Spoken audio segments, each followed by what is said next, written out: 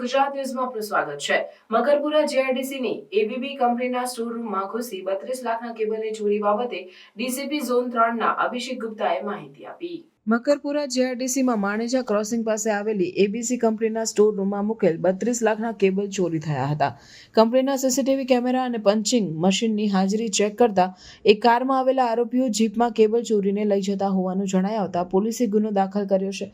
Labour contractor Dharmendrasinh Sardarsinh રાઠોડે Makarpura police સ્ટેશનમાં ફરિયાદ નોંધાવી જણાવ્યું છે કે મકરપુરા જીઆઈડીસીમાં માણેજા ક્રોસિંગ પાસે આવેલી એબીસી કંપનીમાં સ્ટોર હેન્ડલિંગ માટે લેબર સપ્લાયર્સનો કોન્ટ્રાક્ટ મળ્યો હતો। કંપની દ્વારા અમને જાણવા મળ્યું હતું કે તારીખ 24/1/2025ના રોજ એબીબી કંપનીના સબ કોન્ટ્રાક્ટર સન ઇલેક્ટ્રોસ્ટેરિક બેંગ્લોર દ્વારા 45 મીટરની કેબલનો ઓર્ડર આપવામાં આવ્યો હતો।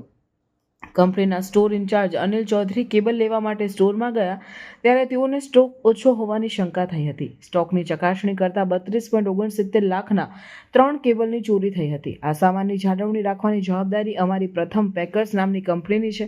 એબીબી કંપનીમાં સ્ટોર ખુલવાનો સમય સવારે 9 થી રાતના 12 વાગ્યા સુધીનો છે। મારી કંપનીના લેબર કોન્ટ્રાક્ટરો એબીબી કંપનીના કર્મચારીઓ અંકુર પટેલ તથા અનિલ ચૌધરીની હેઠળ કામ કરે છે, જે સ્ટોરના રૂમના ઇન્ચાર્જ સાજિદ મેમણ છે।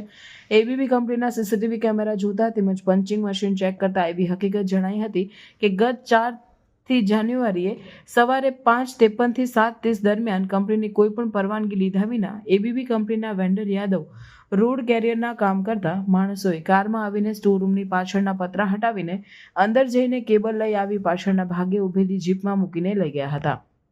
આ ચોરીની ઘટનામાં આરોપીઓની હરકત સીસીટીવીમાં કેદ થઈ ગઈ હતી। આરોપીઓ વીરસિંહ રાઠવા, સંજય ઓમપ્રકાશ સિંઘ, વિપિન પ્રતાપભાઈ તડવી, કમલેશભાઈ રમણભાઈ રાઠોડિયા, નાગેશ્વર બળવંતભાઈ રાવંત અને અજય શ્રી પાટણવાડિયા। ક્રાઇમ રિપોર્ટર સમીર આગેવાન।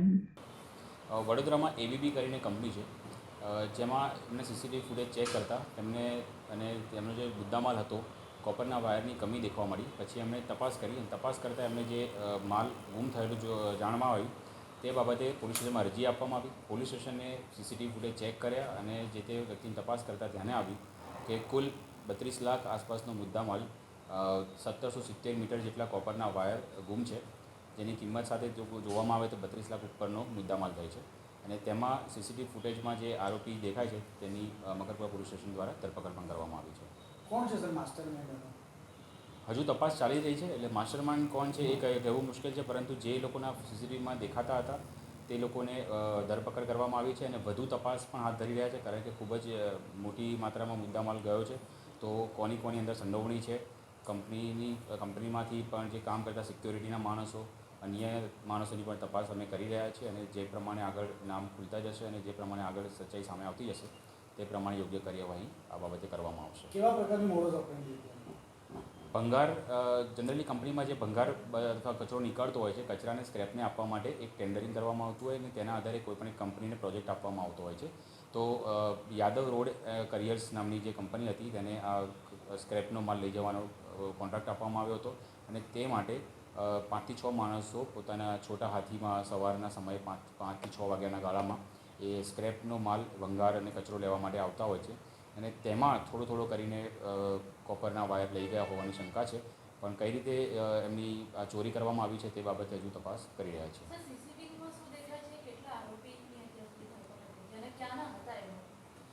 જે સીસીટીવીમાં જોવા મળે છે તે સીસીટીવીમાં છોટા હાથી જે નાના ટેમ્પો આવે છે તે લઈને 4 થી 5 માણસો આશરે ત્યાં પહોંચે છે અને જેટલો બી કચરો સ્ક્રેપ દેખાય તે લઈને જતા હોય તેવું જોવા મળે છે અને તે તમામ અહીંયા બરોડાના જ છે। આજુબાજુના વિસ્તારના છોટાઉદેપુરના થોડા વર્કર્સ હોય એ રીતે લાગે છે, તે હેલ્પર છે અને ડ્રાઈવર છે અને કુલ 5 આરોપીની ધરપકડ થઈ ગઈ છે અને 6ઠ્ઠા આરોપીને પોલીસ સ્ટેશન લઈ આવ્યા છે, જેની આજે હમણાં ધરપકડ થઈ જશે। કોણ છે આરોપીના જો નામ કહેવા જઈએ તો રંગેશ કરીને છે, સંજય છે, વિપિન, કમલેશ, નાગેશ્વર અને અજય પાટણવાડિયા કરીને કુલ 6 આરોપીના નામ આમાં સામે આવ્યા છે।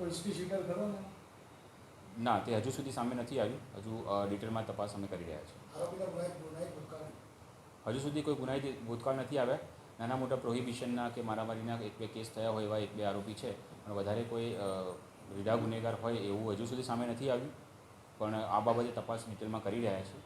જો કંઈ એવું આવશે તો ધ્યાન દોરવામાં આવશે। કંપની તરફથી કેવી આને જોવામાં આવે છે? કંપનીએ પણ કંપની પૂરો કોઓપરેટ કરી રહી છે. કંપની પાસે જે પણ ડોક્યુમેન્ટ્સ માંગવામાં આવશે, જે સીસીટીવી ફૂટેજ માંગવામાં આવે છે, તે બાબતે કંપની હજુ સુધી ખૂબ જ કોઓપરેટિવ છે. પણ જે પ્રમાણેની ચોરી છે તે પ્રમાણે તમામ ડાયરેક્શનથી એની તપાસ કરવામાં આવશે.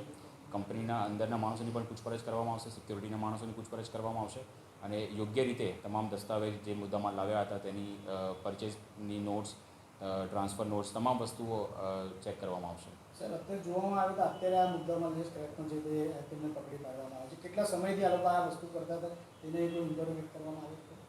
કંપનીએ જે પ્રમાણે માહિતી આપી છે પ્રમાણે આ એક જ વખતમાં થયેલી હોય એવી ચોરી નથી, કારણ કે ખૂબ જ હેવી મુદ્દામાલ છે અને એક જ વારમાં ચોરી કરવું શક્ય નથી.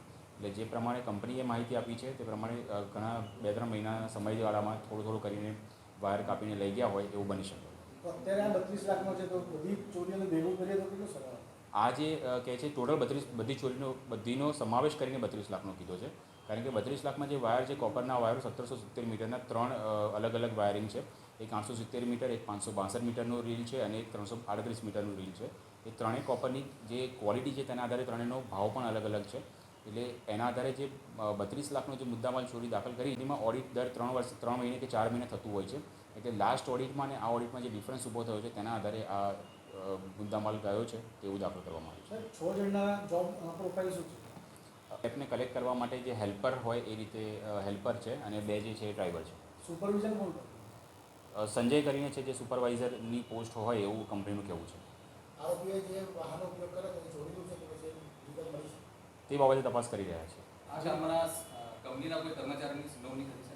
હજુ સુધી સામે નથી આવી, પણ અમે એ ડાયરેક્શનમાં પણ એ શકને ધ્યાનમાં રાખીને જ અમે તપાસ કરી રહ્યા છીએ, કારણ કે આટલી મોટી ચોરી થઈ છે તો ત્યાંના સિક્યોરિટી કે કંપનીનો કોઈ માણસ મળેલો છે કે નહીં તે બાબતે ઊંડાણપૂર્વકથી તપાસ કરવામાં આવશે. સોરી,